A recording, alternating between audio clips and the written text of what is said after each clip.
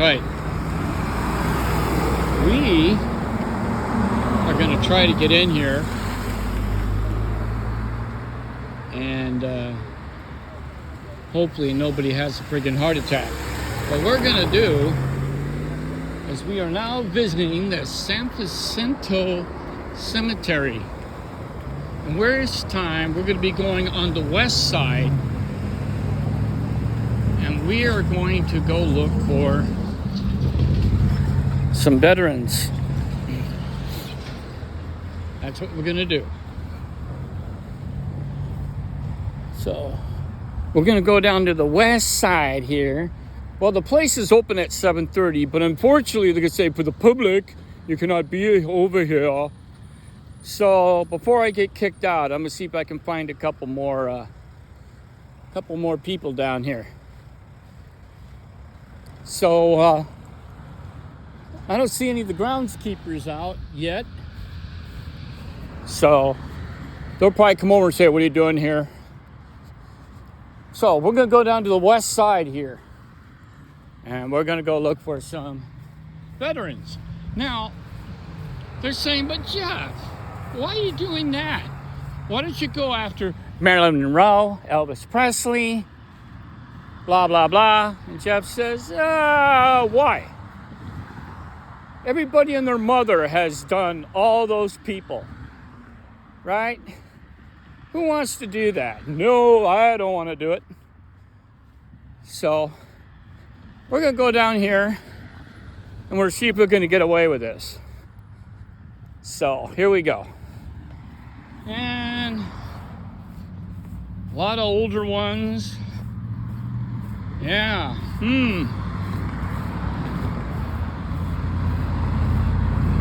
Nope, I don't see any. A lot of people though. Well, of course, it's a cemetery, for crying out loud.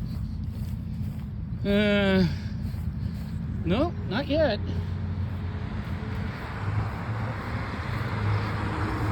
And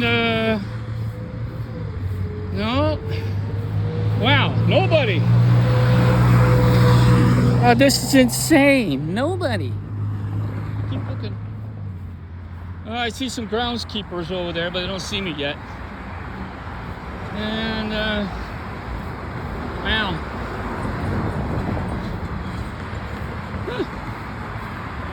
It's pretty crazy. Oh, here comes some groundkeeper. Over there was a little cart. No, he's driving the other way. Oh, here we go. Raphael P. Ocha, Sergeant, U.S. Army, Vietnam. 1996. Okay, we found one. Vietnam this time.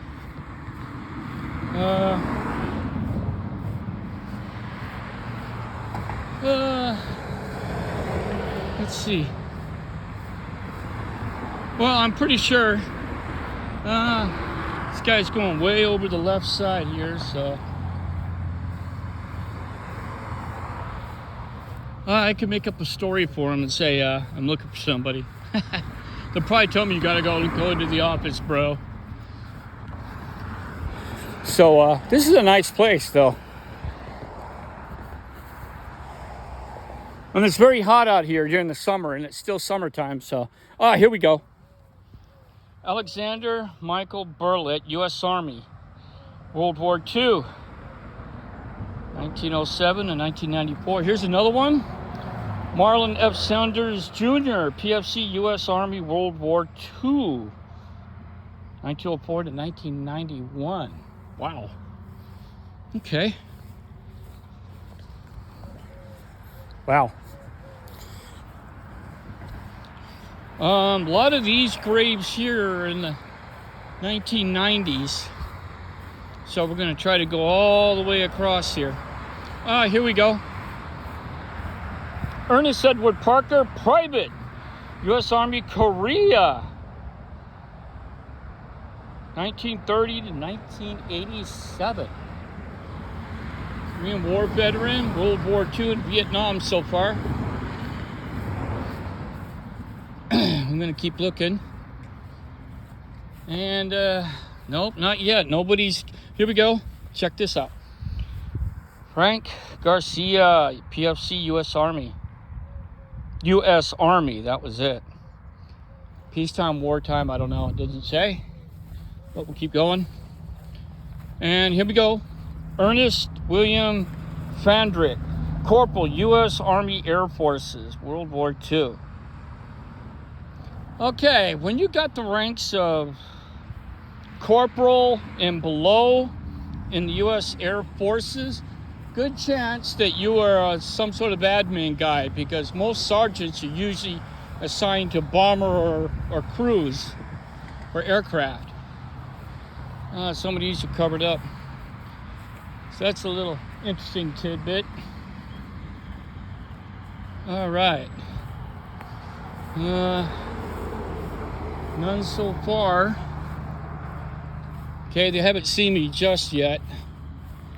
Yeah, they haven't seen me yet. Oh, never mind. Guess who's coming? So I'm going to see if I can get this last guy. Blanco H. Riddle, Private Company C, 28th Infantry, World War I. World War I. Wow. Lived to be 72. Here's another one. Henry Rhodes, Corporal, U.S. Army, World War II, from Arkansas. Hey, he was 60 years old. Huh. A little young. Bit young. Wow, okay. Here we go. No. Right here. William E. Little, Tech Sergeant, U.S. Army, World War II.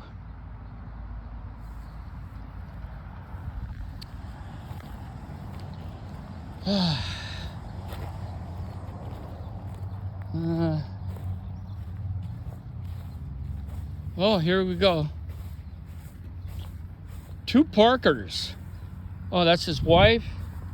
Ralph Parker Wilbur, Private, First Class, U.S. Army, World War I. Wow, First World War.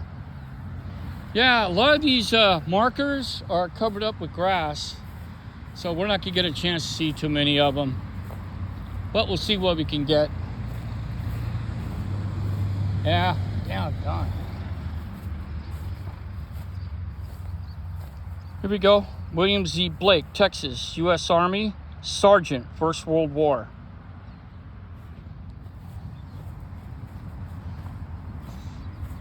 And this one's covered up. Let's see if we can uncover it. A Quinto Y. Kabbalah, California, Private, U.S. Army, World War II. Huh. Here we go. Earl Eugene Potter, Sergeant, Infantry, World War II. Wow. Okay, the rest are, here we go. Here we go. Henry Inner Crates, CM2, U.S. Army. What the? World War I, CM2. What the heck is a CM2? Okay, I'm stumped. Jerry Lee Dana, California, Corporal, U.S. Marine Corps, Vietnam. Ooh. Might have been KIA. Wow. I think we found our first KIA. Wow.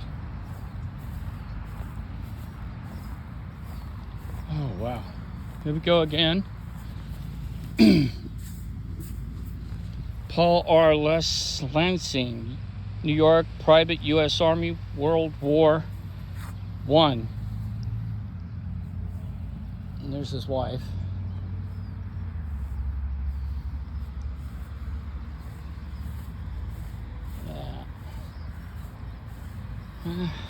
Still in the clear right now.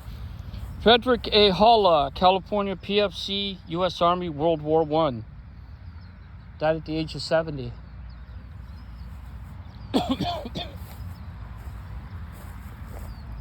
comes in. Here's another one.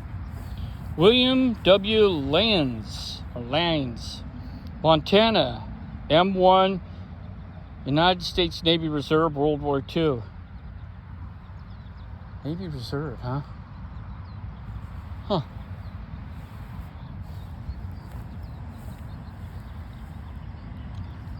Here's one. Lowry E. Walmer, Corporal, U.S. Army, World War I. World War I. Wow. Got some World War I folks here. Here's another. Steve Brown, California, MOMM3. Machinist mate? I don't know. U.S. Navy, World War II? I don't know what that is. Okay. Here's an interesting one. Gilbert Gale Torres, California, Corporal, Battery C-70 Artillery, CAC, World War I. Wow. Pretty hooah. And Roy Dwight Morris, California Private, U.S. Army, World War I. And his wife lived to be 96. Wow. Do I see any more? Yeah, there's one more. More veterans, hooah. Harold O.F.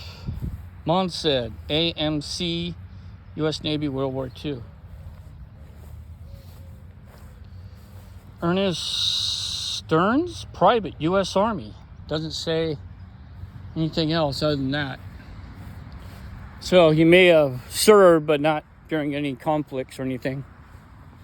Oh, here's another artillery guy. Raymond H. Smith, Indiana, Private, 18th Field Artillery, World War I. Hooah. Thomas Patrick Downey, a captain, U.S. Army, World War II. Oh, an officer. Hooah. Okay, officers. They always count, too. They count. Got another one here. Archie DeWitt Ricks, California. CSK, U.S. Navy, World War I. What the heck is a CSK? Well, you guys might want to comment. Here's one way over at the end, all by himself. Stanley M. McPeck, Corporal, U.S. Army, World War I.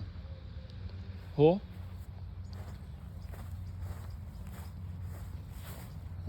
So far, so good. I don't see anybody coming after me. John William Brooks, New York, Sergeant, U.S. Army. Oh, U.S. Marine Corps, World War II and Korea. Damn. Wow, 2 wars. All right.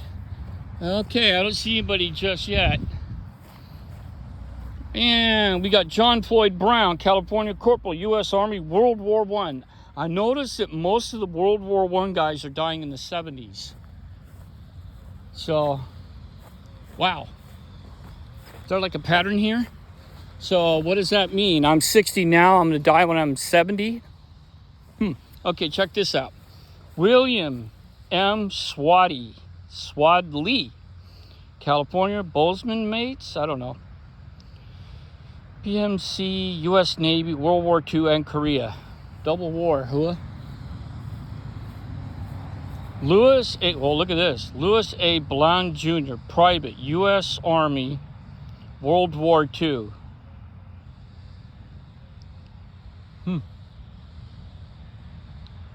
Loving memory, a simple, humble man. Well, that's pretty hooah. Okay. Wow. I had to do this before the sun came out. Because I got to go to the dermatologist tomorrow, too. So, Oh, here we go.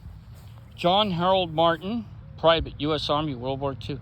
Died in 1971. There's those 70s again. Again, look at this. Lino A.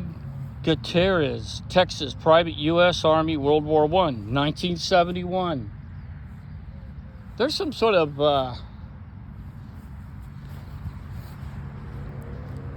That's getting kind of disturbing a little, folks.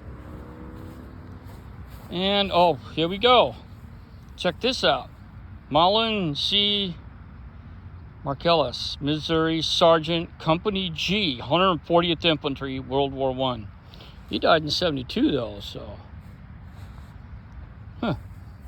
Okay, his wife's over here. Okay. Okay, let's go across here. Here's another one.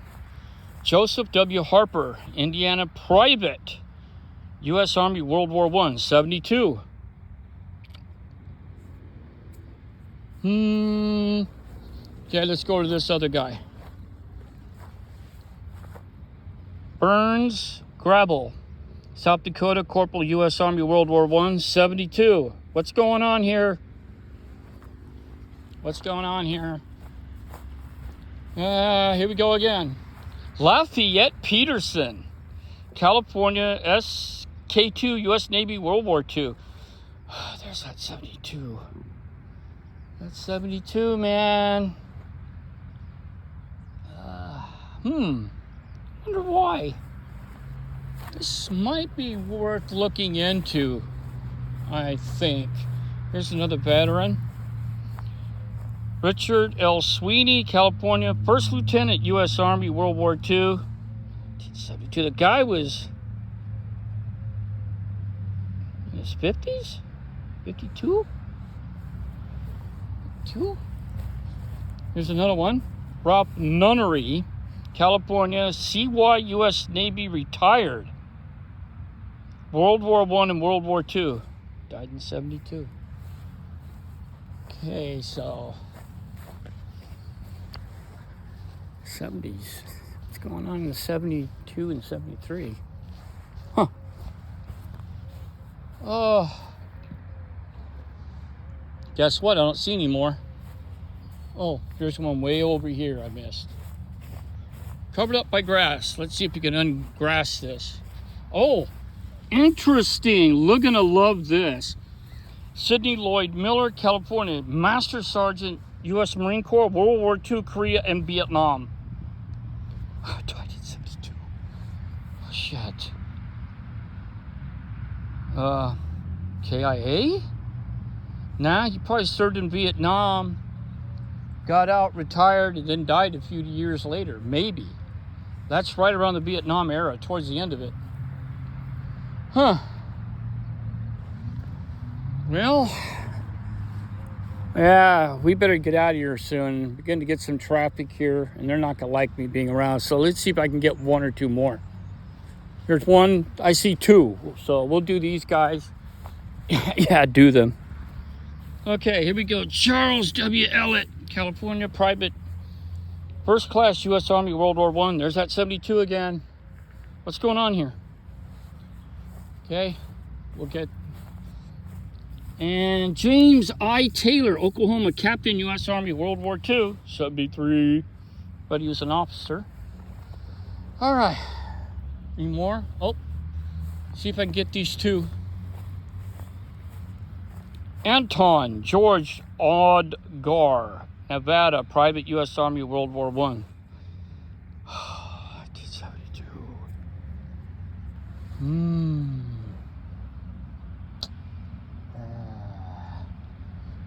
Do you think maybe these guys, you think maybe they were like smokers? And, you know, because wartime, you know, I know a lot of guys, even when I was serving, and a lot of those guys are smoking cigarettes. Yeager A. Clark, Texas, EM3, U.S. Navy, World War II, 72. Okay. I'm going to try to snatch a couple more over here. Clyde L. Hartley, RM2, U.S. Navy, World War II, 72. And his neighbor, same thing, Jesse G. Quintanilla, Texas, S1, U.S. Navy, World War II, 73. Okay, I'm looking around. Let's see. Get a couple more. Floyd Lee Parasol, California, SK2, U.S. Navy, World War II, 73. He hung on for an extra year. Shit. Charles A. Perkerson, Mississippi, private, U.S. Army, World War I, 73. Well, World War I, so, you know, come on, right? Let's take a look. Here we go.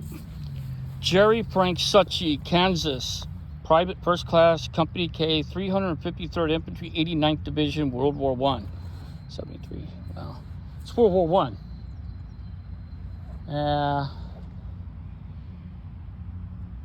Here we go. So, no, he's not coming over to bother me. It's just a matter of time, though. Joseph W. Campbell, California, Tech Sergeant, Army Air Forces, World War II, 73. Okay.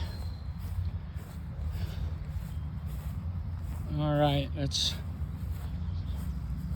what's this? Swain R. Ramos, California, Master Sergeant, U.S. Army, World War II.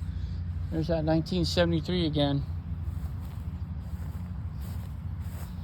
Frank L. Loss, Lieutenant, U.S. Navy, 1975. So he was 74 years old.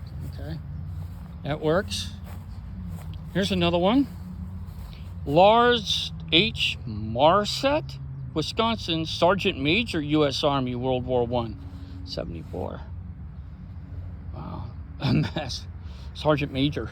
Wow. Oh, Sergeant Major who? Willie T. Hornbeck, Oklahoma, private, first class, U.S. Army, World War II, 74. Oh, boy. Oh, boy. George W. Morris Jr., Missouri, Corporal, U.S. Army Air Forces, World War II. There's that 73 again. So I'm thinking they're admin guys, maybe mechanics for the Air Force, working on aircraft engines, bombers, radios, but obviously not flown any missions. Glenn P. Edmonton, Corporal, U.S. Army, 1974. So it didn't say if he was in World War II or not. So, all right, it's going to time to do a big turn and start walking out of here. And Thomas Leonard D., Pennsylvania, AS, U.S. Navy, World War I, 73. So there we go. We managed to grab some more. The traffic is still a little light. Let's see if we can grab maybe one or two more. Ralph Jones, Master Sergeant, U.S. Army, World War II, 1975. So hung on for a little while. His wife's there. So, I don't know. What do you all think? What do you guys think? Why did these people die in the 70s? You know, a lot of here, like this guy, Warren Martin Hill, private, U.S. Army, World War II, 1900 to 1977. He's 77 years old. So, you know, that's pretty cool. Did I miss this guy? Oh, here we go. John Medlinger,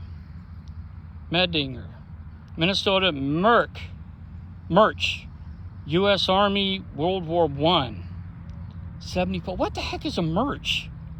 Merch? William A. Feldhaber, Kansas, private, U.S. Army, World War I, 73. So, anybody over here? Okay, we'll get this one. Marlon A. York, Illinois, private, U.S. Army, World War I, died 73. So, I don't know. I mean, what do you guys think? Did I get this one already? Richard Sweeney, California, First Lieutenant, U.S. Army, World War II, 72. I might have already gotten him. And his neighbor, too, the CY guy, yeah. So, all right, we're going to walk ourselves out of here before I really get in trouble, because you're not supposed to be in here. Anyway, so what do you think? I mean, we found veterans from World War I, World War II, Korea, and Vietnam, including one possible KIA guy. So, why do you think that most of the World War II veterans died in 1971, 72, and 73. I mean, I'm not saying it's a conspiracy or anything, but I think that most of these guys, most of them, are probably smokers. So they did a lot of smoking, and if you're in the war, dude, you know, a lot of those guys became smokers. Like this guy. Look at this guy. Herbert S. Schwansel, Private First Class U.S. Army, World War I. Well, he was 76 years old, so yeah.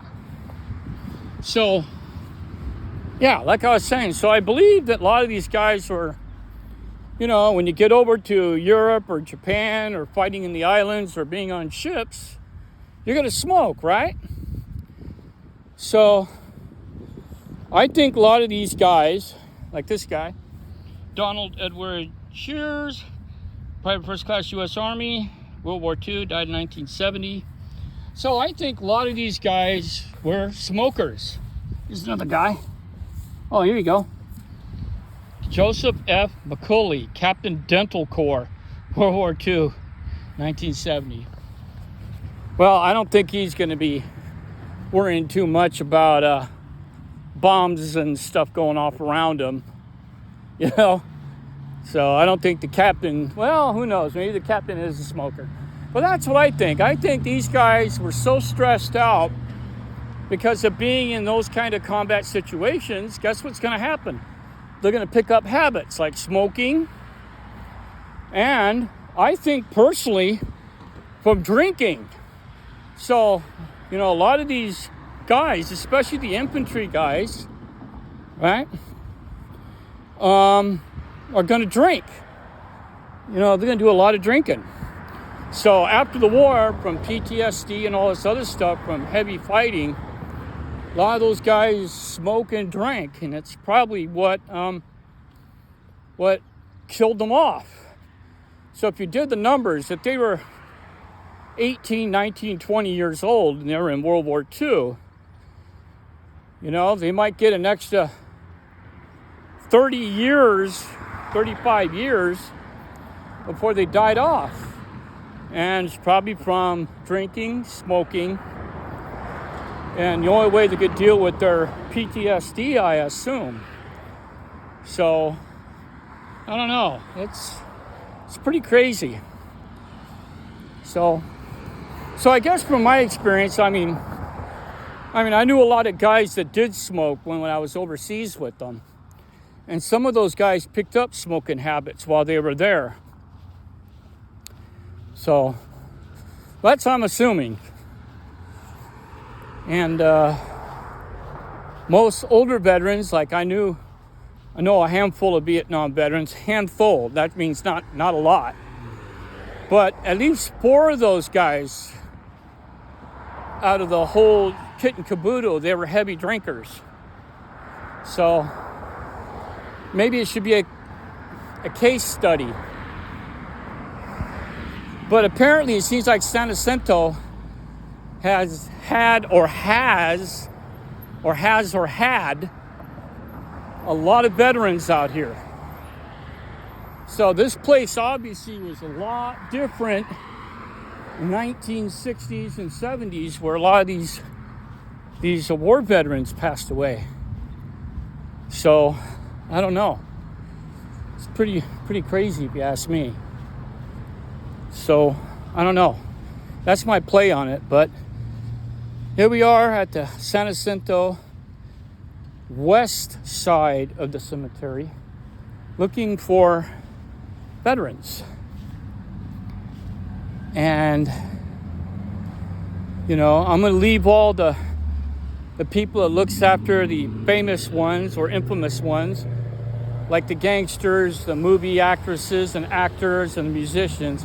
I'll leave that to the people that, you know, does that kind of research. For me, this is it for me. Veterans of regular everyday people that have served our country. And I believe that they're just as important as your movie stars and your popular musicians and pop culture. This is Jeff going, damn.